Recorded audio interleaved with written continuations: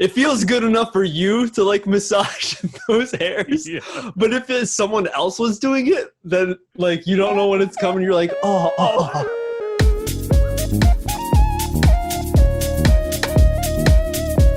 Thanks for coming back to another fantastic, wonderful, Zoomiful episode. We are excited to bring you a great topic that we will discuss. We're the hosts. My name is MJ. My name is Adam. And what we're going to be doing today is giving some little information about the Japanese culture and what us two gaijin are thinking about it. That is right. That's right. So, Adam, the Japanese culture that I'm going to be looking at, that we're going to be talking about today, is the culture of cleaning your ears.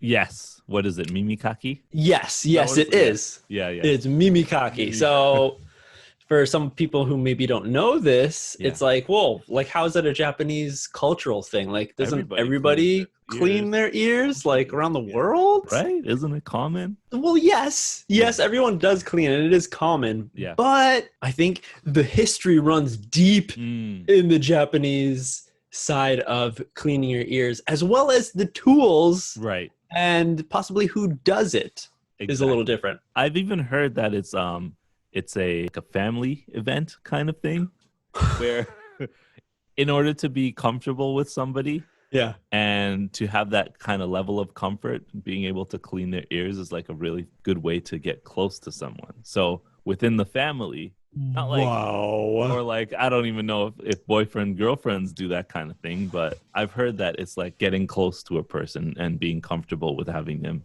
clean your ears. Yeah. Okay. So I was thinking about who's getting more comfortable with the other person. Is it the person who's getting their ears cleaned? Yes. Is feeling more comfortable and connected with the person cleaning, or the person that's cleaning is like, I feel this new deep bond between this person that I'm cleaning their ears right now, because I know how waxy their ears are. I think it's definitely the person who they're getting their ears cleaned. Who's getting cleaned. Yeah, for sure. Yeah. Because to be able to have someone look into your ear and imagine how, if it is dirty, they're cleaning your ears and looking at, what's inside, whatever comes out. Right. Be like, oh, wow, this guy's ears are nasty. Right. You know, so I think that level of comfort, it has to be very strong to be able to. It's It's a really interesting thing because in Western societies, like the personal hygiene is just that. It's personal. You don't want to share that with anybody because, like you said, something could be really gross that even you, like you're cleaning, you're like, oh God, what is that? What was I doing? You definitely do not want to show that to a loved one. No. Probably the only person that you'd be okay with getting so close to you is your mom. At least for me, like I would that would be the thing, because she probably did that already when we were kids, right? Right. She already knows what's in there. Yeah. She knows everything. Yeah. Already. So I wouldn't be so concerned about that. But here in Japan, it's a thing to... I've heard to have your wife clean your ear. Wow. And so it's like a guy never has to clean their ears. And I was like, I think it comes from the custom. It's an old custom though, right? Yes. Right. But I think people still do it. Do it right now? Okay. People still do it. In the comments, let us know.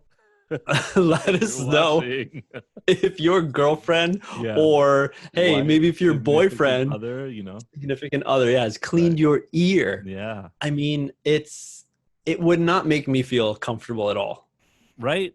And I think pleased in any way. The thing with cleaning your ears is that they're your ears, right? And they're very sensitive. Yeah. If you go too far, you can lose your hearing. So you could damage something. Yeah. Your eardrum. Right. So just having someone else take control is like, you must really trust that person to not damage your ears as well. Yeah. For me, it's like, if they're not a doctor, how far do they know? When do they know to stop? Yeah. Seriously, for me, like, there's a saying in North America where like, you shouldn't put anything bigger than your elbow in your ear. Think about that. I mean, it can't even get in there. So that's the point, guys. Right. Like, that means you should not be putting anything in your ear. Those little Q-tips, those cotton swabs should be like just for around the ear. Right. But it shouldn't go in. But most people do it. And I did that. And I remember when I was in high school, my hearing like got really, really weird. And I went to see a doctor and he's like, whoa, you have a huge buildup of wax that's just pushed up against your eardrum. Oh, wow. So he cleaned it out and I was like, this is a new world. Supersonic. Yeah, it's like Superman. I can hear everything. So like you shouldn't be using Q-tips. Yeah. And in Japan, there's that special tool, that little mimikaki that looks like a super tiny miniature back scratcher. You know what I'm talking about? Like a sloth hand. Yeah. And you use that, and sometimes, it's made out of bamboo. And you're supposed to use that to scrape out the excess wax in your ear. And I remember when I got my ear cleaned that time, I was traveling to Japan and I knew about the custom of cleaning your ears here. Okay. And he's like, yeah, you should never put anything in your ear. The doctor. And I was like, wow. Yeah, the doctor said that. Okay. And I was like, wow, in Japan, like it's a normal custom to do that, as well as like the tools that they have is like, it's a mini shovel that's you're supposed to put in and scrape the wax out. Yeah. And he was like, yo, that's not good at all, because your skin inside your ear is so sensitive, you could tear it. And if it breaks, then it can get infected and then bad news bears. Right. And not only that, there's like little hairs in your ear as well. Yeah.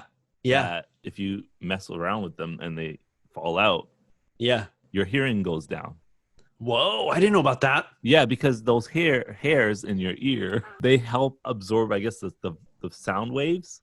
Yeah. And they kind of register them in your brain. Okay. So the less hairs you have in your ears, the less frequencies you can hear. Weird. And as you get older, those hairs, they fall out. So that's why as you get older, your hearing goes down. No way. Yeah. But all I know about those little tiny hairs is that it feels good to massage them or touch them. Because they're so sensitive, right? That is so weird. So that's probably the reason why in Japan, like, you want somebody else to clean them or something, because maybe it feels even better. It feels good enough for you to like massage those hairs. Yeah. But if someone else was doing it, then like you don't know when it's coming. You're like, oh man. I could totally see that. Oh man. Yeah. So there you go.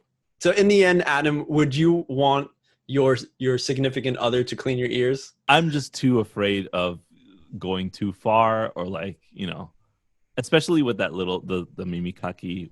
Yeah. It's scary. It's scary the ear scraper. Yeah. Wax scraper. Before the wax scraper, I've used it before. Okay. And brave. I use it. It's scary. Like that thing is like, oh man, it's so scary. Yeah. So another thing, actually, before we get rolling, another one, a key point of why this is kind of a thing to do, or, kind of a cultural thing that is common here, is that I've heard that the type of wax is different. And I think we've talked about this before, Adam. I told you, I guess there's two types of wax in the human ear. Yes. Yeah. That you don't have both of them. You have one or the other, one is a dry, flaky kind, and the other one is a wet, sticky goo kind. And I've heard that people in Japan, most Japanese people, in their DNA, it's just everyone has the dry, flaky ear crust. Right. Ear crust, ear wax. Maybe it's crust now since it's flaky. It's flaky and dry. But also, isn't that like a Western thing? I heard like Western DNA. Yeah. It's a trait of most Western people to have wet, sticky. Wet earwax. Yes. Earwax, yeah. So you cannot just go in and scrape it. That's bad. That's why anything you put inside can just push it, that sticky earwax into your ear more. And that's why all the Western hospitals, doctors say, don't put anything in your ear. Right. But here it's fine because you want to you flake it out. You want to flake it out. Have someone flake it out for you. Yeah. Oh man, super educational, interesting to think about. Very. But that's all the time we have for today's talk, everyone. All right. Hopefully you enjoyed it. Maybe opened up your mind a little bit to ask some questions about something that you think is very common, or just putting the spotlight on something that you didn't know about before. Yeah. If you know, or if you've ever done any of this ear scratching or have thought about it, let us know in the comments and tell us what you think. Do you like or enjoy getting your ears clean? Do you do it yourself? You know, is that gross to ask? It kind of is. But hey, we're talking. We don't see anyone's faces here, everyone. We're just the name and a little picture icon. You can let us know if you got crusty wax or wet wax. Definitely. Also, don't forget to check us out on SNS. Go in the description down below and you see all the links of where you can find us there, because we'll be posting some fun stuff there. Better place to communicate. But that's all the time we have for the MJ and Adam show. This is our show. My name is MJ. My name is Adam. Peace.